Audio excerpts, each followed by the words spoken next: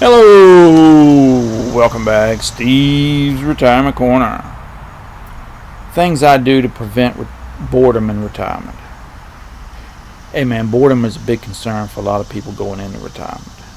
What they're going to do with that time.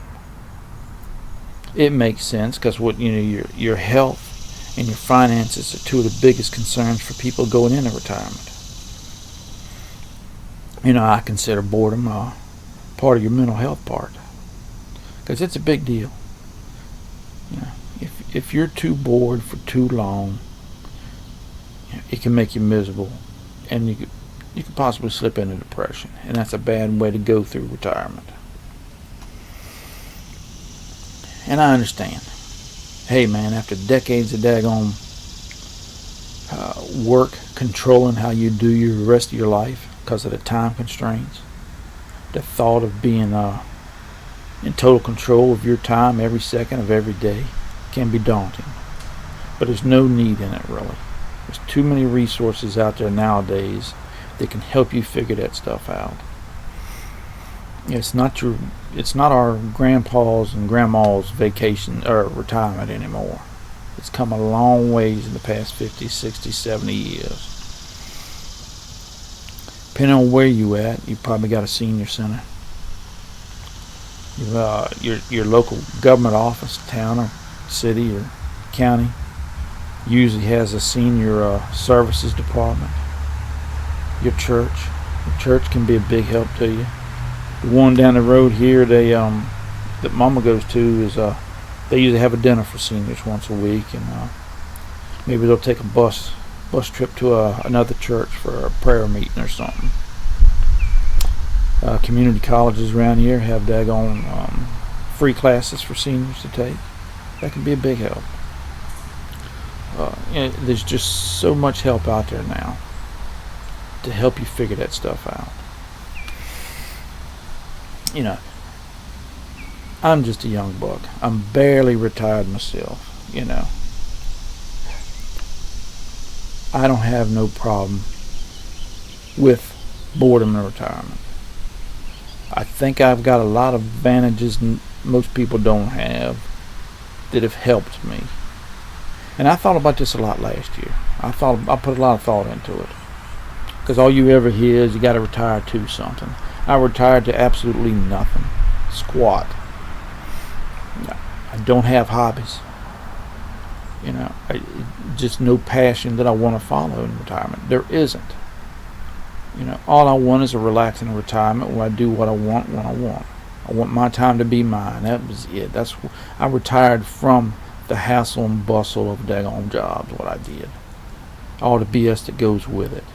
You know what I mean. I had had enough. I quit. But now, I'm pretty easygoing, laid back, relaxed. That's an advantage. I swear I believe that's an advantage. It doesn't bother me to take 5-10 minutes out of my day to sit down and do absolutely nothing. I'm not an A-type personality. I don't always have to be striving to fill every second of my day. I enjoy my downtime when I get it. Even in retirement, I don't get a whole lot of it, but I enjoy the snot out of it when I get it. I think it's beneficial. I really think a few minutes every once in a while is beneficial to your health in retirement, where something ain't scheduled. I said I don't have any hobbies. I do a lot of mess, but I don't consider any of them hobbies because it's stuff I've always done.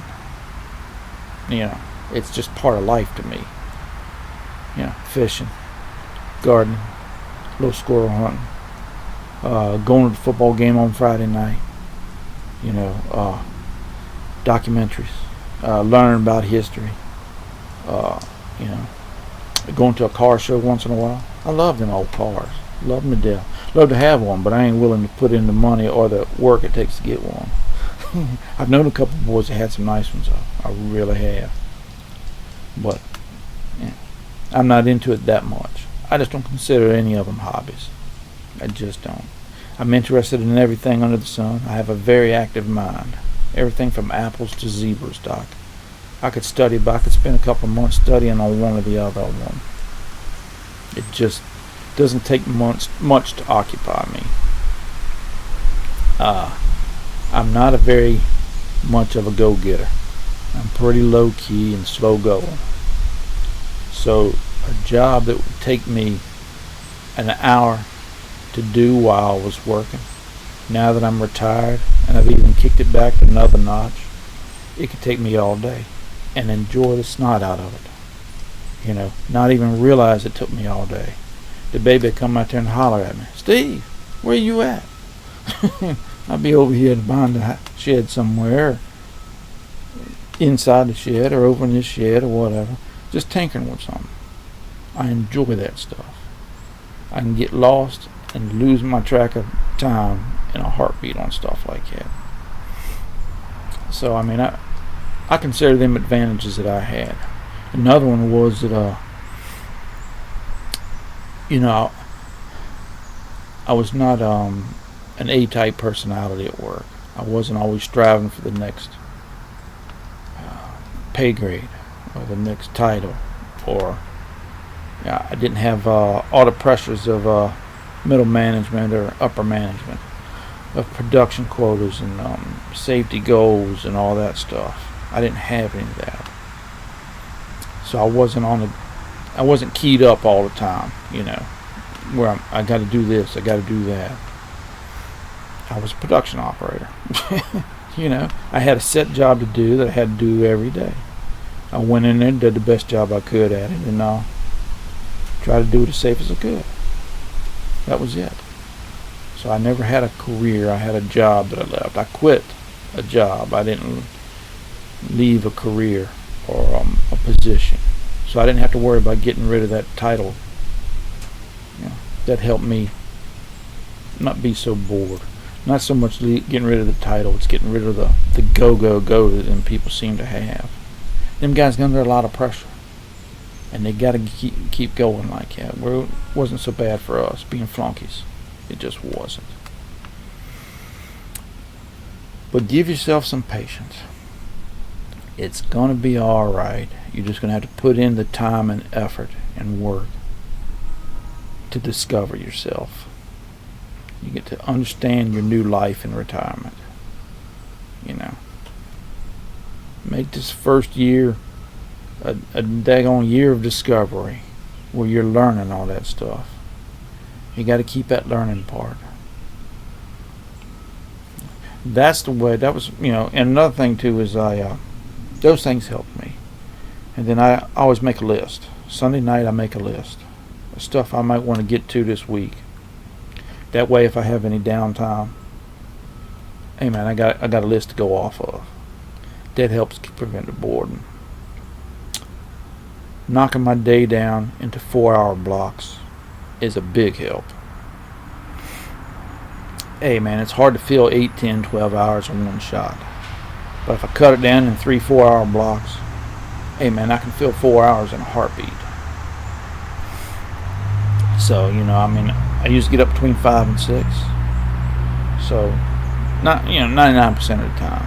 I might hang in there to 7:30 one morning, but it's not often.